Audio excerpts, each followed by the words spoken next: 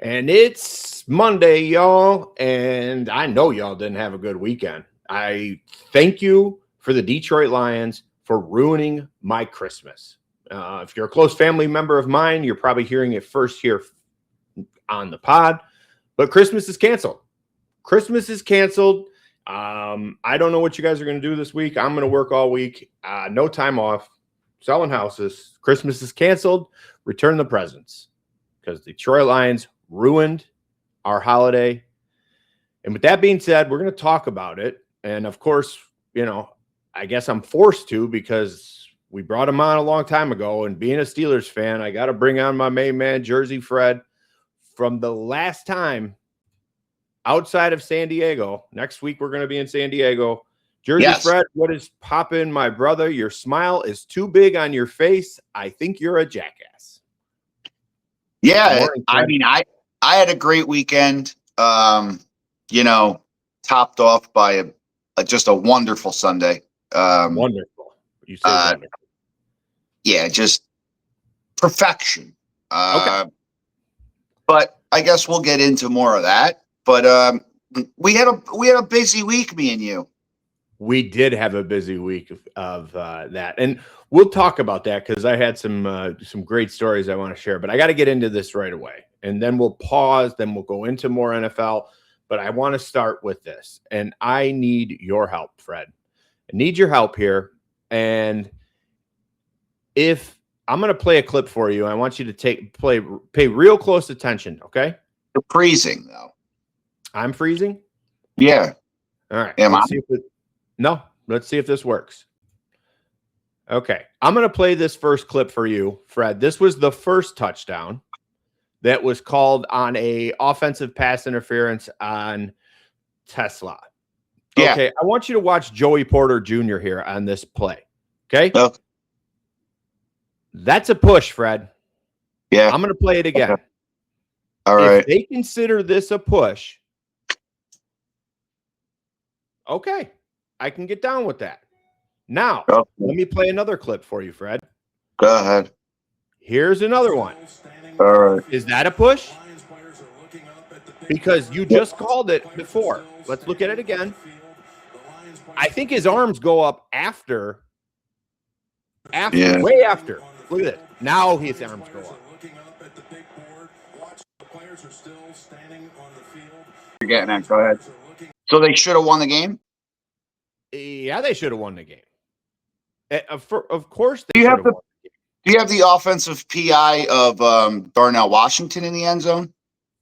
I don't have that, Fred, because that's not what we're talking about. We're talking about the end of the game here. But let me ask you a question. Go ahead. Why was one a push and one not a push? What? I don't know. I don't know what you're getting at. What was a push? What I'm getting at is if Tesla was being pushed and it was an offensive pass interference, that wasn't why it was called an offensive pass interference. It was because of a pick, right? Yeah, that's was he not pushed into him? Whether or not, I don't know. I'm not saying he was pushed or not into him. I'm saying that he deliberately ran into a defensive back, which is a flag. You see it every week. Okay, you do. I wholeheartedly agree with you. And again, I'll say this: I also agreed with the Darnell Washington one when he actually tried to get out of the way of. Is it Reed, number 4? Maybe? I agreed with it because it's just the way it's called. Doesn't matter what happens within, and he also was making contact past 1 or 2 yards. Tesla was, whether he's getting pushed or not, he's making. So does it matter if okay? I will wholeheartedly agree that he impacted the fact of the play that he couldn't get through, and it was. Yeah. But can you push the offensive player into the defensive player to get that call? I think in today's day and age, the way the call is being, if you watch it, and I know, I'll say this again, I know a lot of Lions fans don't think there's any other games on, but in almost every other NFL game, you'll see this call being called. The defense now is deliberately running into the offense in some games. because they know they can get that call. Okay. It's just being called. It's one of the calls that they said they would look more into this year. You know how like taunting is being called all the time. There's a couple things each year that they say, well, we're going to really try to focus on this. This is one of them, and it's been happening all year. And some of them are kind of questionable. Some I get it, but like I just feel if I'm a receiver, if I'm running a route and I run into you, I was still running my route. Like, you know, like yeah, but my thing is if I'm running my route and I'm getting pushed into the defensive player, what are my and especially in that jam situation, what are my options here? I can't spin off of them. There's not enough room. I'm getting pushed into the defender. Yeah, I don't know if I don't know if the Joey Porter, if he did not touch him, I don't think that Tesla would have not touched Duggar or whoever. He could have avoided him. Yeah, like Darnell Washington did, tried to avoid him and still got the flag because that's the call. When you get in the way of a defender within 5 yards, 3 yards, whatever, it's an OPI. It is what it is. And I knew that this was. Hold on. Before you get into me on this shit, like here's what I am going to say. I'm not blaming the loss on those two instances. Those are just hot topics that everybody's talking about. And I just wanted some clarity from somebody on the other side, because wholeheartedly, when you guys played against the Ravens, you clearly said that the touchdown was a touchdown and it was a gift in your favor, right? So I was hoping maybe you could give me some clarity as to why it's okay for one to push and then the other one wasn't. Well, where St. Brown didn't impact the play on Jalen Ramsey. I think that Jalen Ramsey play was push off. But he didn't even, his arms didn't even go up till way after the play. If you don't think that that's a veteran move, a veteran like playoff move, then come on, Fred. How about this? I'll give you the ASB one. Now what? Well, I'm saying, what do you mean by that? You're saying that it was not. No, are we going to allow the forward motion to keep going with no whistle and just keep it moving? I guarantee you're saying that he didn't make the pass that he made to Goff wasn't behind the play? No, I'm not saying that. I'm saying that the whistle should have blown for forward progress. That's what I'm saying. I'm saying that. You're saying that Amon-Ra was stopped. Like and for couldn't 3 yards. They just let it go. It was weird. The whole fucking thing, the whole situation was weird, to be honest with you. But I just want, and okay, I can get down with that. Like, why wasn't it ruled dead on forward progress? Yeah. I was just simply. It definitely was a push off. I mean, if you watch the game earlier in the game, the DK push off was way lighter than that. Are you talking about the fan? No. Wait, I will get to that. I'm talking about the regular. It was just a slant, and it was like he had his hands on him, and they called a push off, which was very, very weak. Now, I will say this: I do not condone male on female violence. I would love to know what the woman in the blue wig did say to him to get him to react that way. Okay, so I'm glad you brought that up. So, from my understanding and what I've read, was that it was a male, not a female. Are you serious? The individual's name was Ryan Kennedy. Now, I reached out to Ryan personally to see if I could get him on the podcast this morning. He did not return my text message, but I don't believe it. I think it was a woman. The person had a blue wig on. I understand that the person had a blue wig on. Fred, Ryan Kennedy's a diehard Lions fan, and that's blue Lions hat. It was a blue Lions hat. Yeah, it was a blue wig. Yeah, like a Lions logo. It was a lady in a blue wig, and I don't know what she said, but I would love to find out. So what she said was she called DK Metcalf a or he called DK Metcalf. Now you got me going crazy. By his government name, which, from my understanding, is Carolyn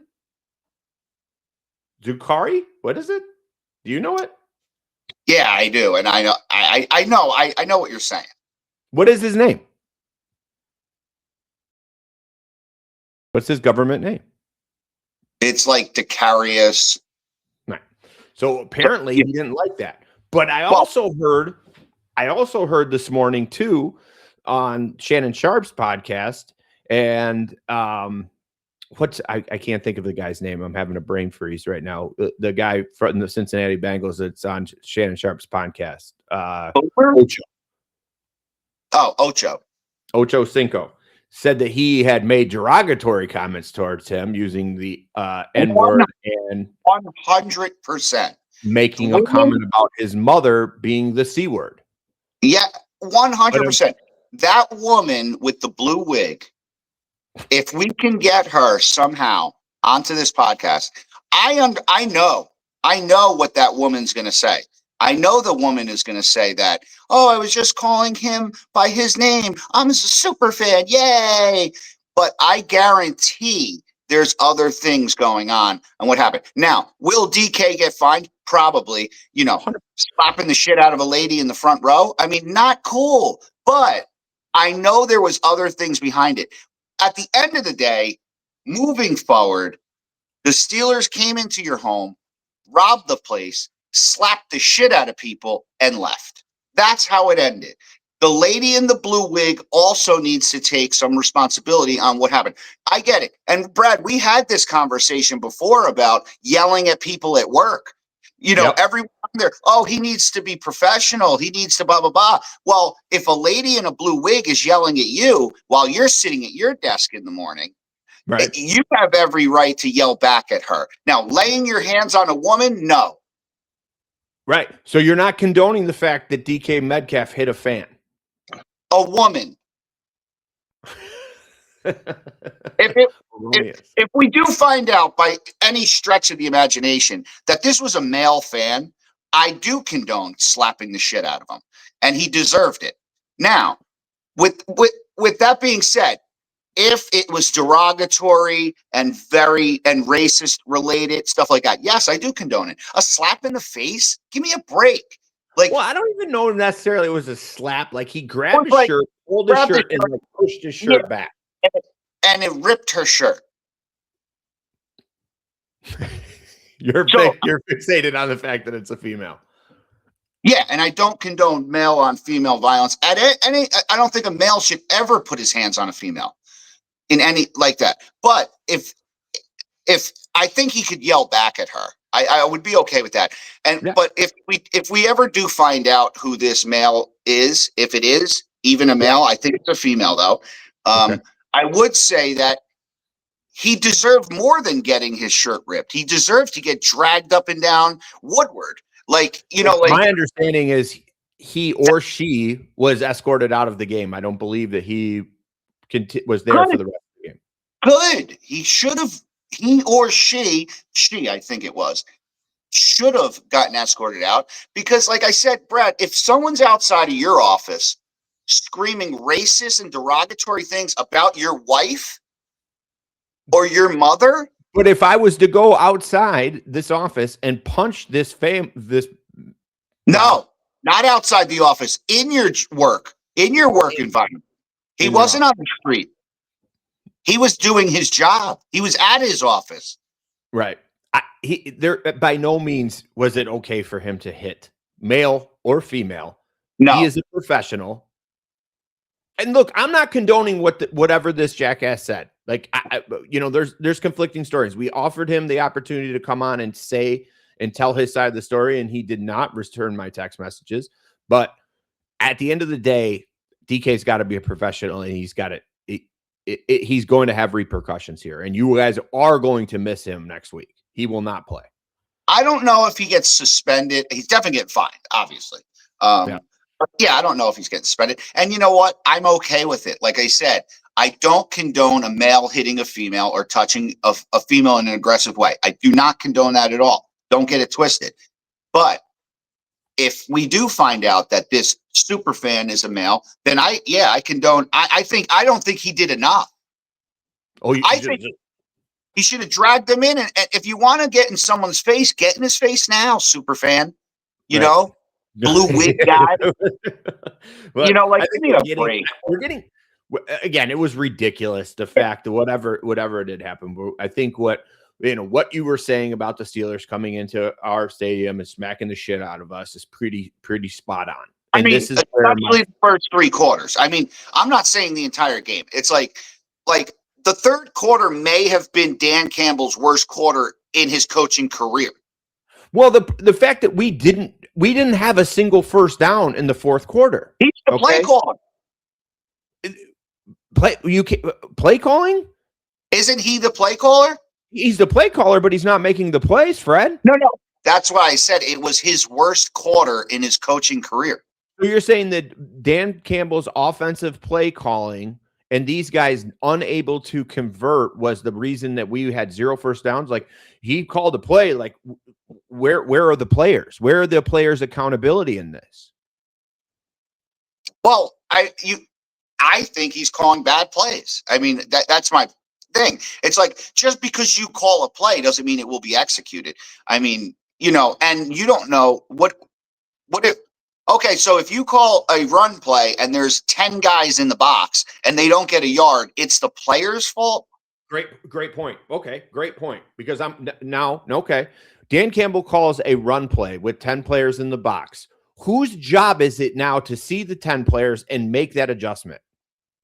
Well, Goff can opt out, but maybe we don't know what their communication is.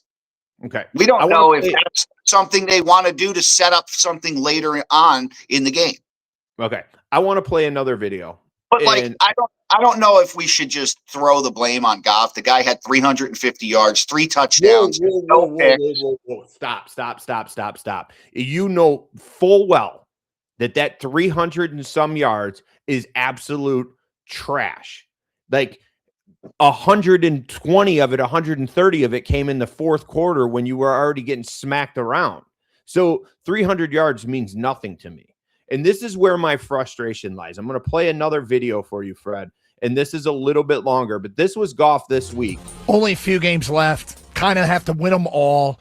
We took some calls yesterday from fans who just don't think it's going to happen for you guys this year. What would you say? Right, I know. That's awesome. Thank you, guys. Yeah. What would you say to try and reinstill faith in the people that are... I don't need to reinstill faith in anyone. It pisses me off a little bit to hear that. But, we got to win this first one. And Pittsburgh at home, we'll have it in front of our home fans. And, it'll be great. Go out there and get that W and hopefully prove a lot of our people wrong. Talk is cheap, motherfucker. Had to leave the last part in there. You don't have to instill faith in this fan base. The amount of money that you get paid on this team. Now, I will give you this, Fred. And you made a comment last night, like, you guys are not the Pats. 100%. 100%. We have proved absolutely nothing, which is coming off why I'm going to say what I'm going to say. You went to the NFC Championship game, Jared Goff, and you shit the bed against the 49ers. Then you proceed the following year to have the number 1 seed in the NFC, and then you lay an egg against the Washington Commanders. Then you come back year 3 with the expectations through the roof, and this is the productivity we get. 0 first downs in the third quarter. Yes, Jared Goff, you have somebody to answer to. You haven't done shit. And now you think it's funny? You think you're mocking the fact that nobody has any faith that we're going to do it? Where is the faith? As a fan in this city, where is the faith that we are going to do something? Tell me, Fred. Tell me I'm off base here. I think there's a little too much going on Goff's back and not maybe Dan Campbell's back. I know it was a cute little the novelty's wearing off. So the novelty is wearing off, Fred, and it's beyond frustrating. So if you're a fighter, you can only say I'm going to beat your ass so many times and get knocked out in the big game. right? In the big fight, you get knocked out every time, but you're still.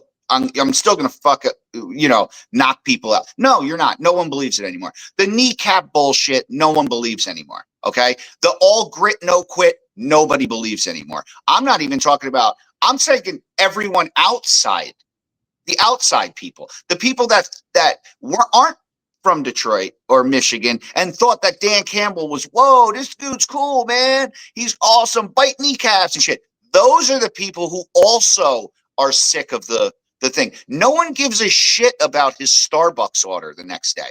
All that cuteness, it's done. Now, we get I feel as an outsider, what I would say to the fan base is get back to being the Detroit Lions fan base. Expect disappointment. That's your bread and butter. Expect to be disappointed and just leave it at that. And take it, I know it's cliche, take it one game at a time. Stop talking about, and even the next year's our year, that's getting old. That is getting old. That is getting old because it's been happening my entire life.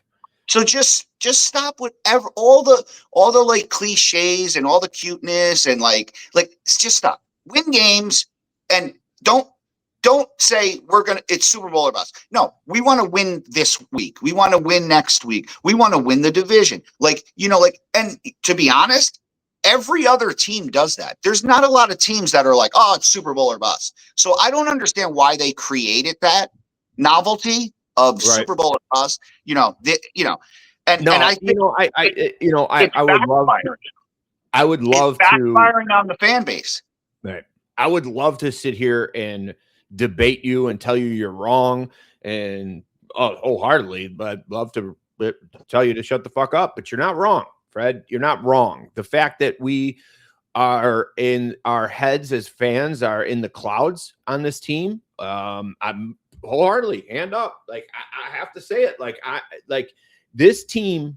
It's so frustrating. I have loved this team my entire life. When my son was born at age 11, we were good.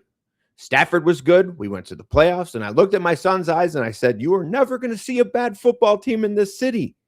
And then we get to this point here where we're at a point where we're let's face it. There is a very low percentage that we could pull this off and make the playoffs. 16%, I think. It's not terrible. It's not terrible. Like, the Packers could possibly lose. I do think that I don't even want to talk about Chicago right now. Let's hold off with that.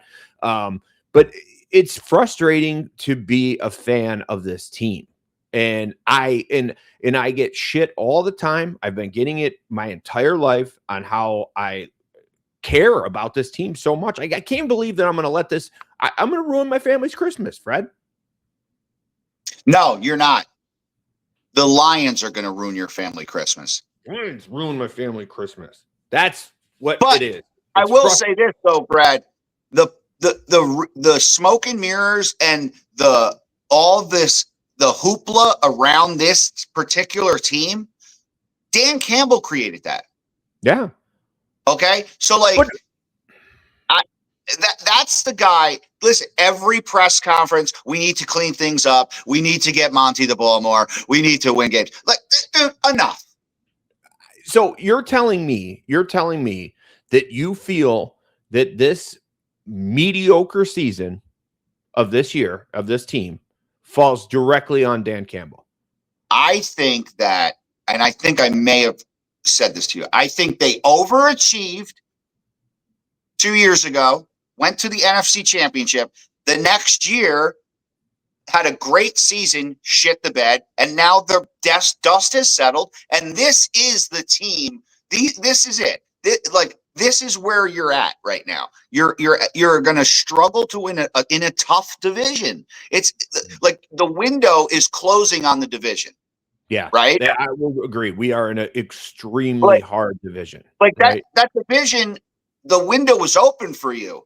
Now it's starting to close. It's not a walk. The addition of Caleb Williams. It's not like a cakewalk anymore. So now we're into this is crunch time now. Every year moving forward, Like now we're gonna see the real integrity of what Dan can say and do to get this team to play. Where do you think this team needs to go next year? Wholeheartedly, outside opinion, where do you think this team needs to go next year? What you mean? Additions and subtractions? Addition, subtraction. Yeah. I think that it would be interesting to see a fully healthy squad. Here's the thing, and this is the first time it's brought up. It's been brought up between you and I and on this podcast. And it's kind of going to go along the lines of now I'm going to start to agree with you is like every team has injuries. Your team was injured. Yeah. You know, thank God we never had to bring in a backup quarterback like some other teams like the Indianapolis Colts or, like the Baltimore Ravens. So in the quarterback position, we've been healthy. But as an organization or as management, to put a team together, isn't your job to almost assume that this is going to happen? You need to assume, and say it, Fred. Say it because I feel like I've said it every week. You have to what? Have depth. Exactly. So if you're like, I don't know, at the trade deadline, don't you consider like that's where you add depth to the team? I mean, yeah, I one would think. And then that doesn't fall on Dan Campbell, does it? I'm going to say he has some kind of input. I mean, and if it doesn't, now we're into sell the team. Like, like where Stop. Where do we go from here? It's not Jared. Everything just can't fall down to Jared Goff. Like there has to be some other onus. There's three jobs in this city that they always used to say, like 3 jobs that nobody wants to have. It's apparently there's a hockey team in this city, and nobody ever wants to be the goalie, right? You don't ever want to be. You mean that team that's in first place that you don't talk about? The team that's in first place. I'll talk about the Pistons after Christmas. Calm down. The Wings are in first place. Oh, they are? See? Hockey Town, USA. Whatever. Who are we just with this? Oh, our new friend, Casey. Case. But we'll talk about Casey in a little bit. I don't know, Fred. I'm just beyond frustrated with this team. I mean, we've took up 30 minutes talking about my frustration with this team. At the end of the day, Fred, you guys won. Do I think the better team won? Absolutely not. Absolutely not. But a win's a win. A win is a win. And now we are a 16% chance to go to the playoffs. We need the 49ers to beat the Bears. And with that being said, Fred, did you watch the Bears-Packers game? Yeah, that was crazy. Absolutely insane. Yes. The Packers did everything they possibly could to lose that game. Yeah. And I was super excited because Malik Willis came in the game. And I think I told you, Fred, I wanted the Lions to draft him out of Liberty. I thought he was a good player. To come in that situation is kind of tough. But then let's talk about the lucky ass Chicago Bears. What's the percentage? Okay, let's start throwing percentage around. What's the percentage of a team in the NFL, in the modern day NFL right now, to recover an onside kick? What's that percentage? I think it's 7. Okay, so 7. So you're telling me we have 16 to make the playoffs. I think that's a pretty good percentage to your point. Exactly. 7% chance of recovering the onside kick. They get the ball back. They score. And now the Packers are they're done. Like the chance of them coming back from that, just those events. When they got the onside kick, I really felt the game was over, and they were still down a touchdown. Yeah, the momentum was just there. There's no way they lose this game. But very entertaining game for a fan. I mean, outside of the NFC North, it was wild, man. That was a wild game. This year, and I think I said this to you recently, I feel like this year has been the craziest year in the NFL as a whole that I remember. 100%. Like we said weeks ago, like this, like if you're a sports bettor, like you got your ass kicked this year. You got your ass kicked. Yeah, I mean the book. I would love to. I haven't bet, Fred. I haven't bet on the app 3 weeks. Really? Yeah, 3 weeks outside of my pick eights. Fire those in. It's been 3 weeks at least. I can't figure it out. No, I mean the only thing you can do, you bet totals or touchdown scores.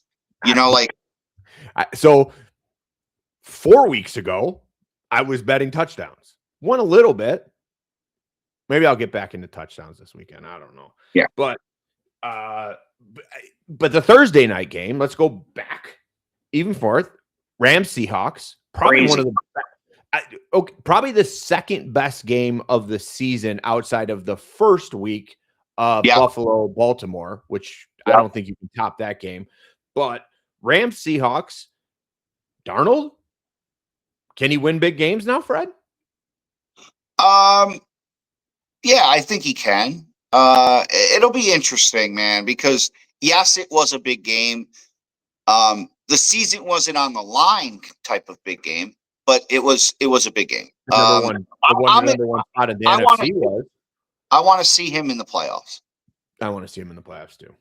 I do too. I mean, they have a phenomenal defense. And that was another thing, Fred, that they talked about the Lions. I hate to go back to the Lions, but they talked about the Lions. They're like, oh, our run defense was so we let up those 245. Dude, they were on the field 90% of the game. What was the expectation? Yeah. When your offense is 3 and out, 3 and out, 3 and out, and you're on a dilapidated defense with no backups, like what was the expectation? To hold the Steelers to 10 points in the first half, I thought was a job well done on the side of the Detroit Lions defense. It really was. But the fact that we could only put 10 points up was ridiculous. Speaking of sports gambling, we were on our way to an event. I said to you on Thursday, Fred, pop my pick 8 in because I was doing it last minute. I said, take the Bucks over the Panthers. You said to me, I did the same, buddy. And we said, lock it in. What a shit show. Well, and that's my thing. It's like it's so wide open too.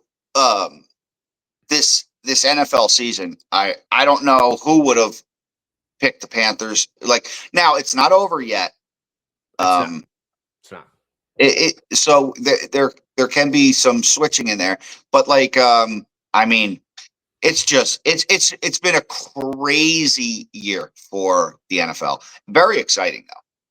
Very exciting. So now, what makes a team like the Pats, who then beat the Ravens last night, a beat up Ravens like backup quarterback too? Yeah, Lamar goes down again.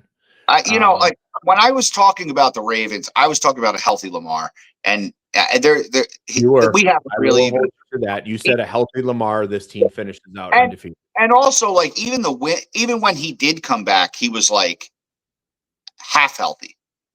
Right. Yeah. But, in fact, probably came back a little too soon.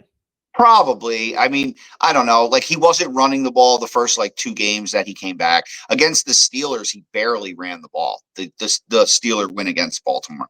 But like I still will say that we're not going to see the Pats or Broncos in the Super Bowl. Like you're still holding to that. Now, let's talk about that. I think I don't know. Let me ask you this. Why is the most underrated team in the NFL right now the Jacksonville Jaguars? I think so. I have to agree. I don't know if it's because they're in Jacksonville or their colors of their jerseys are disgusting. I don't know what it is, but for them to go in and beat the hell out of the Broncos like they did yesterday, it's impressive, isn't it, Fred? Well, I mean, Trevor had 5 throwing and 1 rushing last week, and then 3 and 1 this week. I mean, crazy numbers, MVP numbers. So, like the MVP race kind of went crazy this year as well.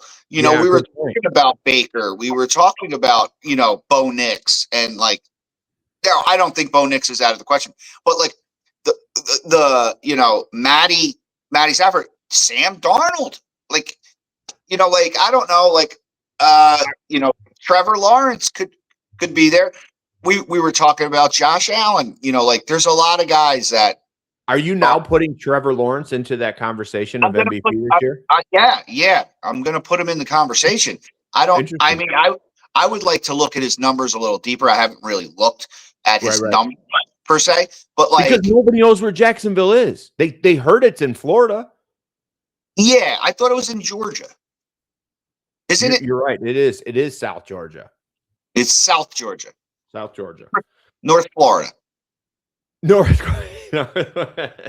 So I don't know. It's going to be crazy. I'm not excited about the Christmas games at all. Yeah, I'm excited about games on any day of the week. I don't care. But the fact that I will be flying out that day. So, and I know Delta has live TV. I thought that this 2 weeks that we spent together was going to make you change your mind, and you were going to live in your in-laws' garage for the rest of your life.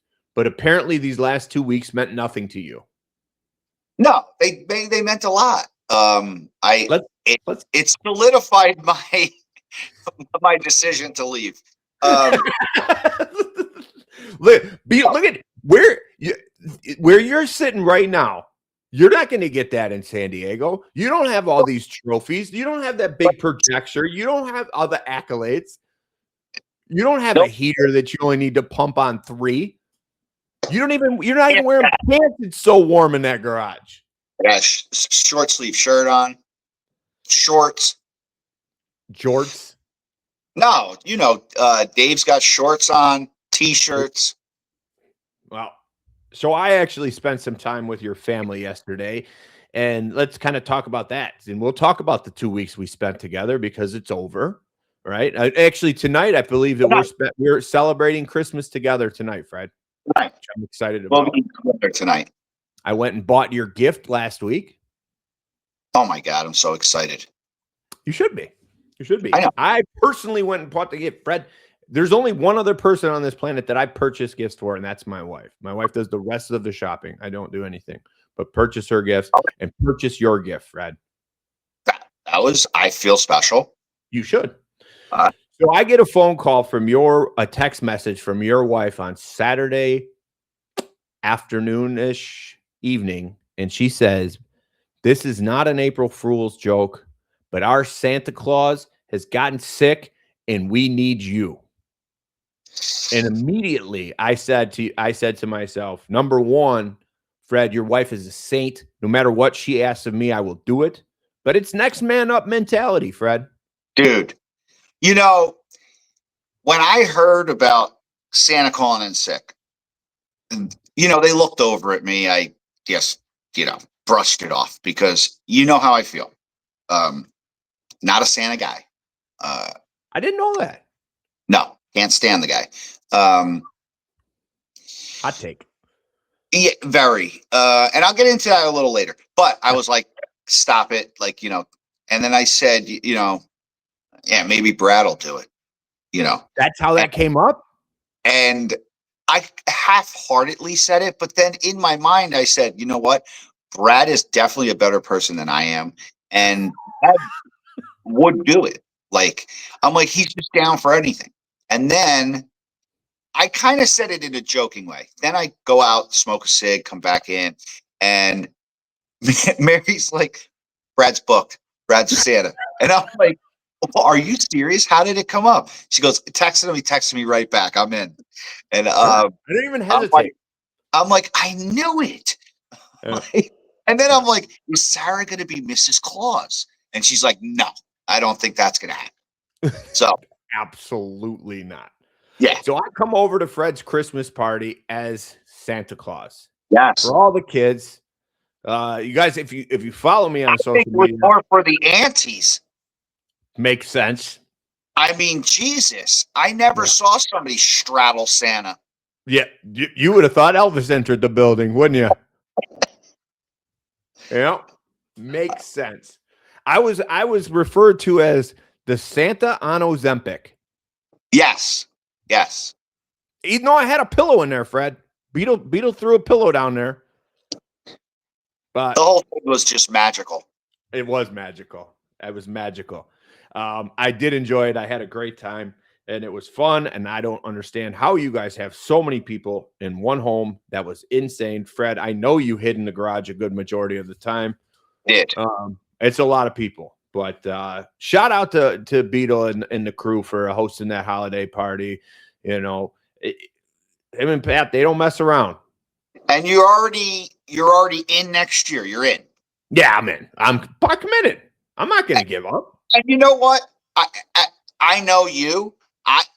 It's your spot now. Like, you know, like if the old Santa come, hey, I'm healthy now. No, you know what, bud? You lost your window. I mean, Nut.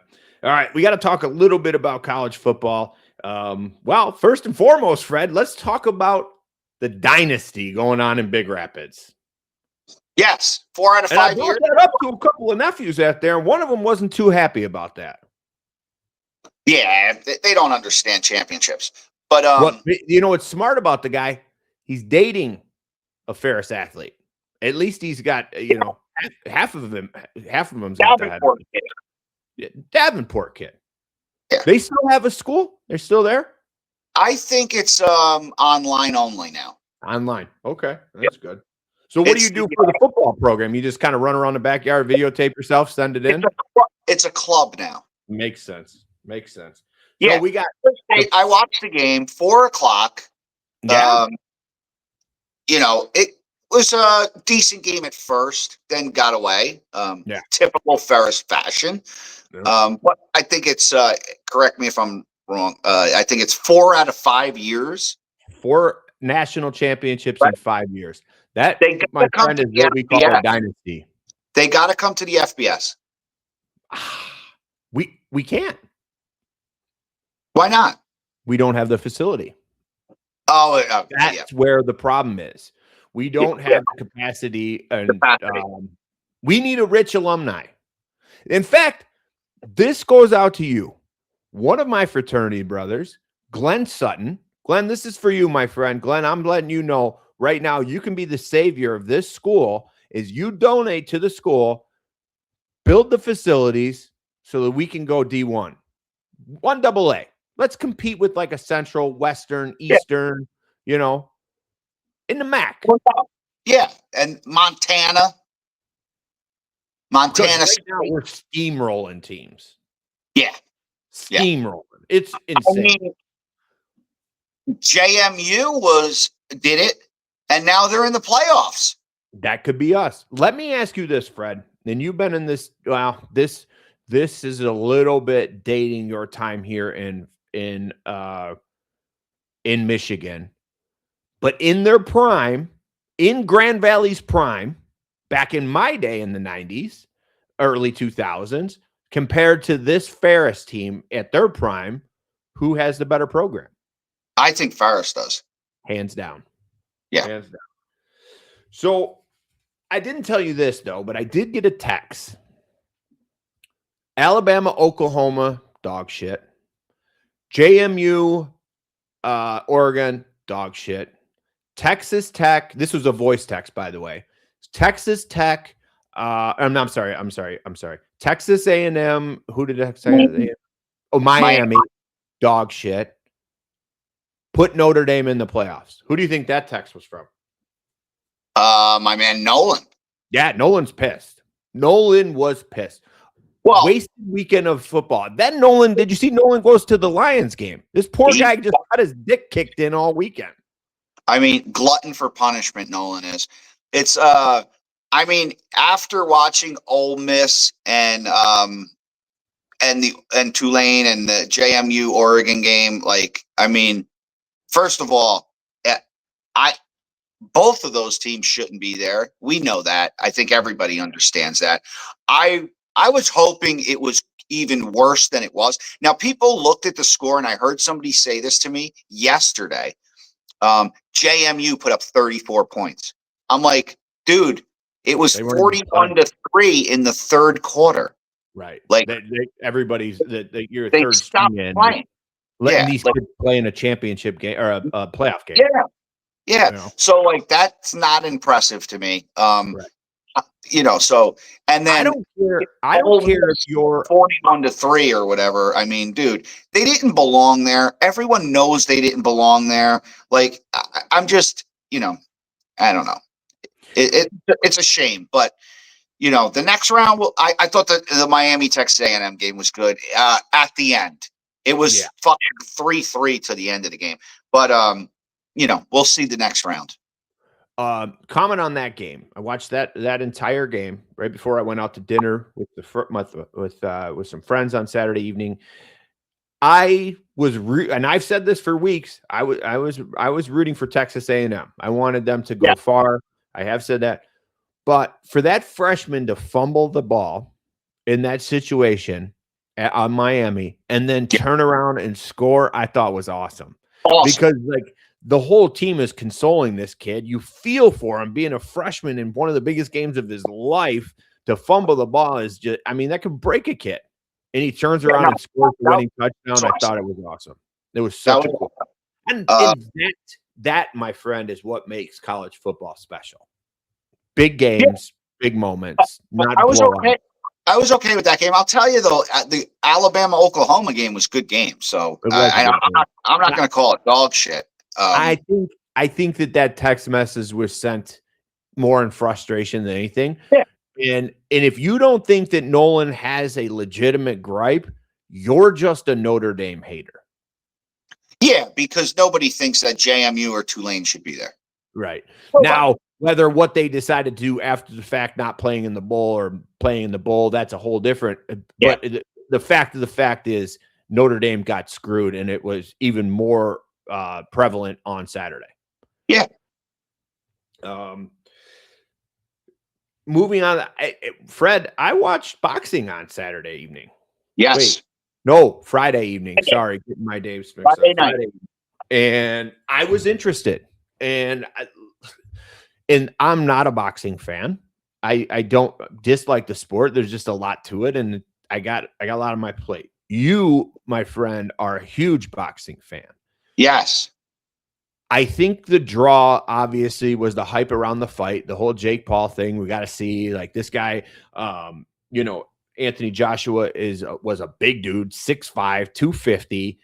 What is he going to do to it? And most people are saying he wasn't going to last 2 rounds, and he gets knocked out with a broken jaw in round 6.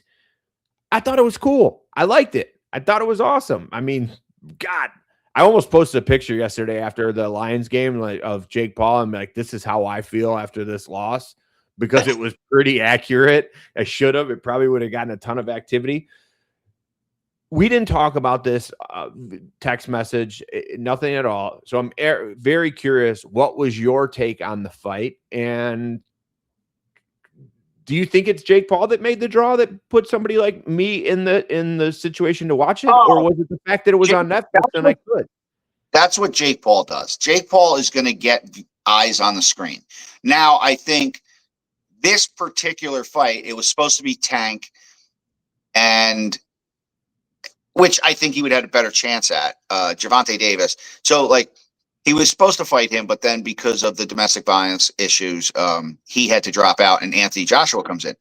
Now, with that being said, once that happened, everyone in the boxing world was like, dude, this is really bad for Jake Paul. Like, bad.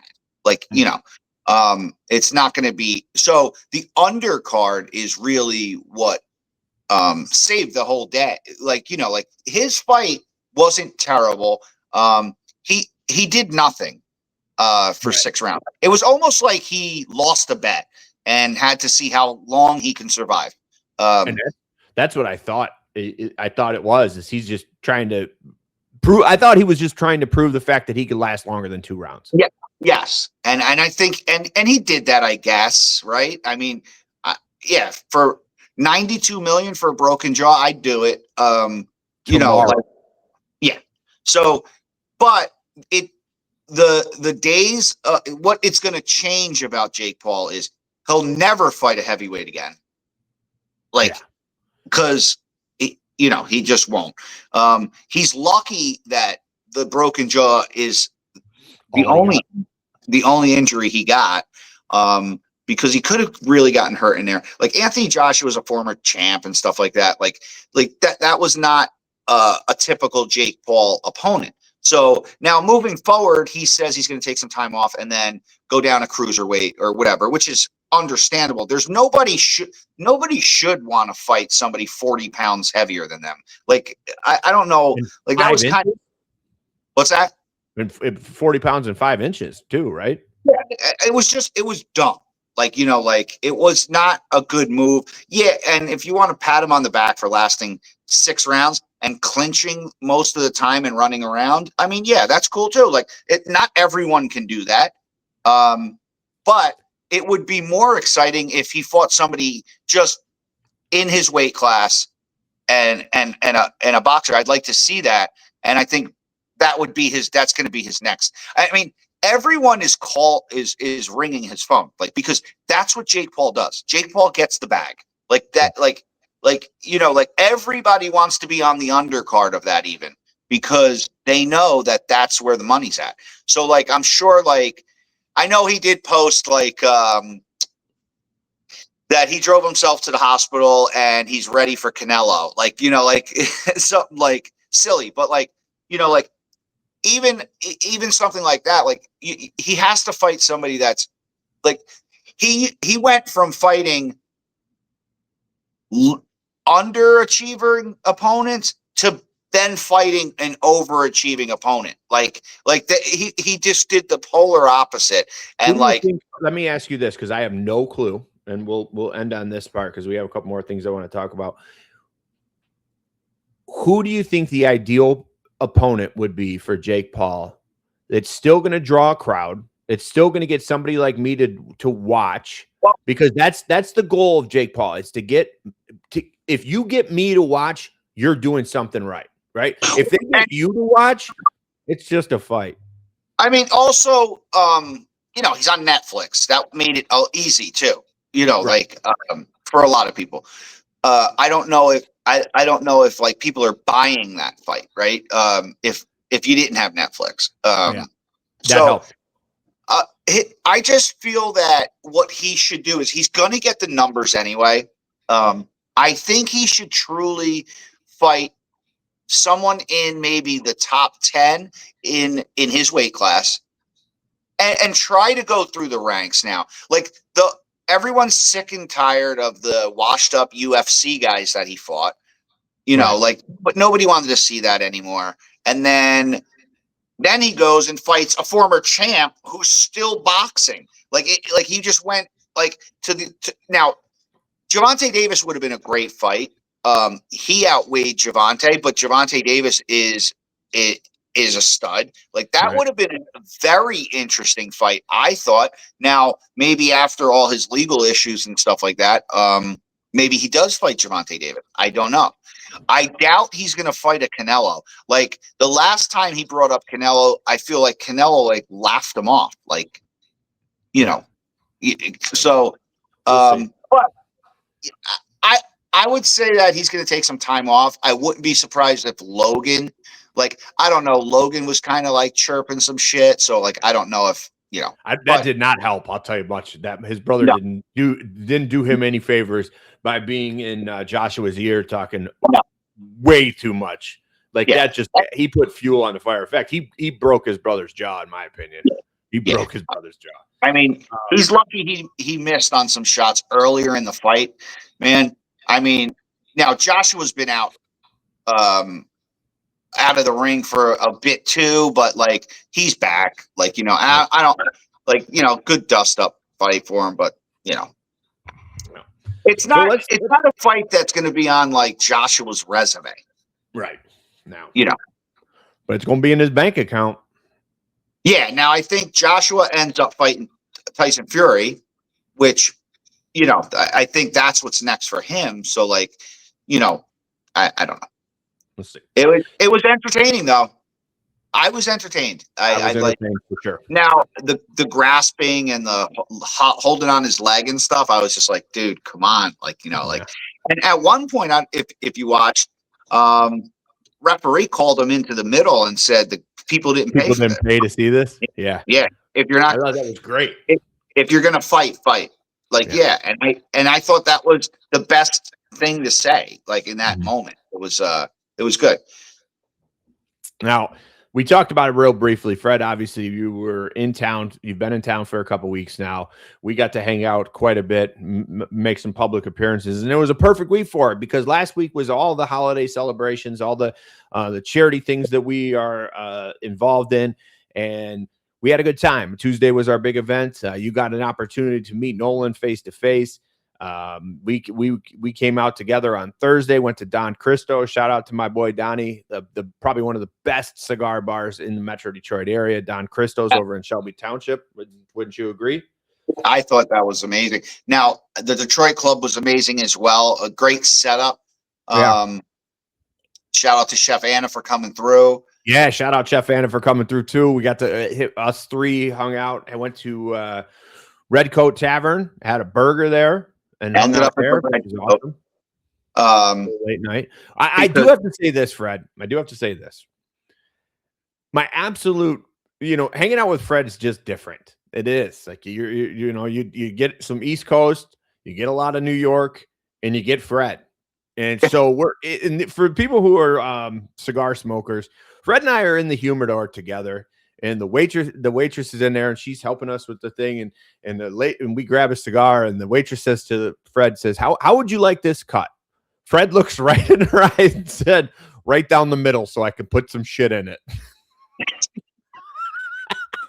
Well, I'm not a cigar guy, but I thought that's what people were doing. I mean, that's the only thing I've ever done to a cigar is break it down the middle with my thumbs.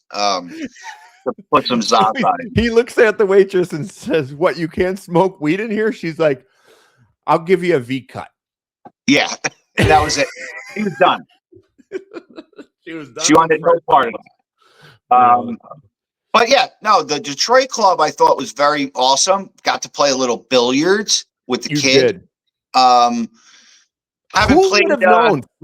Fred's is secret pool player.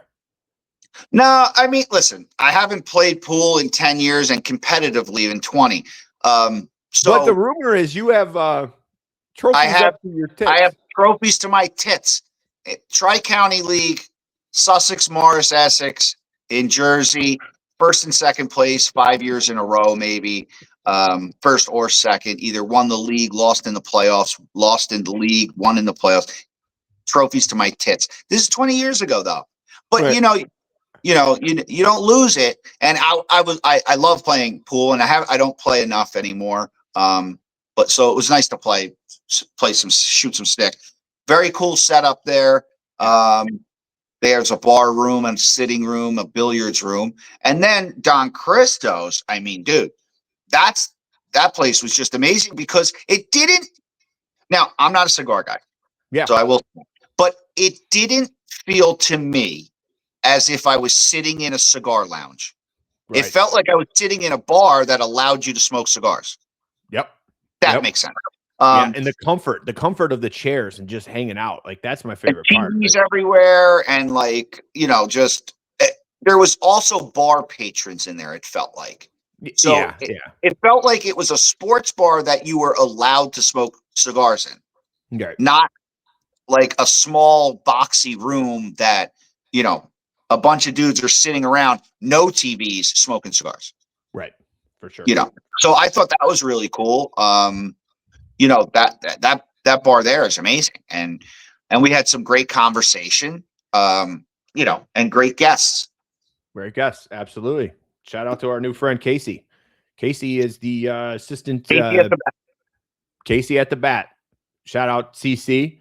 Hopefully we're going to wish Casey luck in his baseball season for CC this year.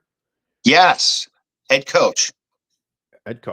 Now, last but not least, Fred, you wanted to entertain one other thing. You're the one who brought it up last night. You had a theory, not a political podcast. No, not a political podcast at all. Not at all. Fred, you told me last night that you had a theory about the Epstein list. I've seen the pictures. I do have a theory about the Epstein list. I think we could get canceled after this. What we got to lose? Yeah. So my theory is this. I can't wait. Everyone has their own thoughts about it, right? Yeah. No matter what side of the aisle you're on, everyone has their own thoughts and about it and stuff. And I think that what I've realized is that no matter what side of the aisle you're on, you're wrong. I think this is all a cover-up because the main man that is on the Epstein list, I told you I knew who was on there. You did say that.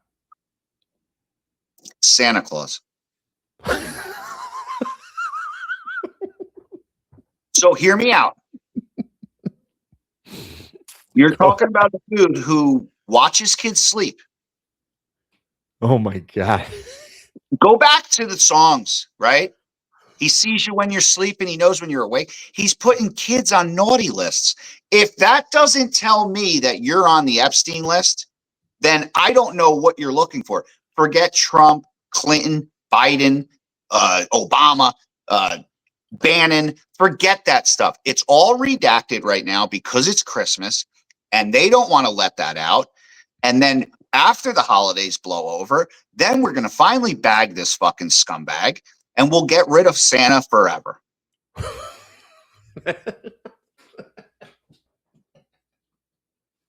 I had no idea when you told me to add this last night where we were going, but I feel that somebody had to expose them, and I'm glad it was you, Fred. I'm not, I'm not a Santa guy, and I'm not saying this because I'm anti-Santa. I'm saying this for the people. I care about the people, and I don't want some creepy old man watching over kids at night, right, while they're sleeping. It was weird that he chose the words naughty list. Like that's just a little shady, Santa.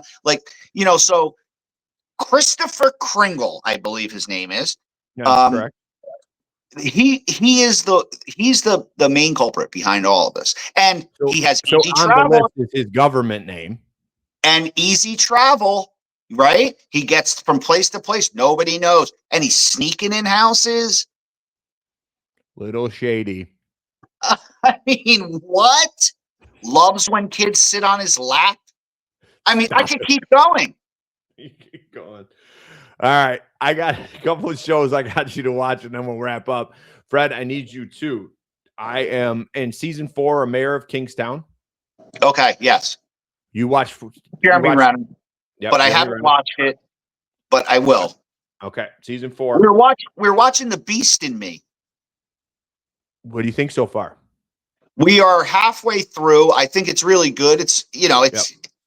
It's good. Yeah. I like it. Yeah. We also went back because we're running out of stuff. We started watching Homeland. Okay. Kirsten Dunst. It's pretty good. We're in season 2 or something like that. So I'll update you. But the hit of the weekend, I have to say, it's the surprise drop of Dave Chappelle's The Unstoppable. Fred, it's a must watch. I've seen a couple clips. And yes, I'm a Dave Chappelle guy. Who is it? So I have seen some clips, but I will watch that. It is hilarious. But all right, well, I appreciate you guys tuning in. If you're on YouTube, please hit like, subscribe. Let's get those followers. Fred, I will celebrate our Christmas and your goodbye. The girls are going to be sad. I'm going to be sad. It's time to say goodbye to Fred. Off to the West Coast. We'll have to discuss the podcast tonight, but Fred, I will see you tonight, and we will see you guys all next week. Take care, y'all.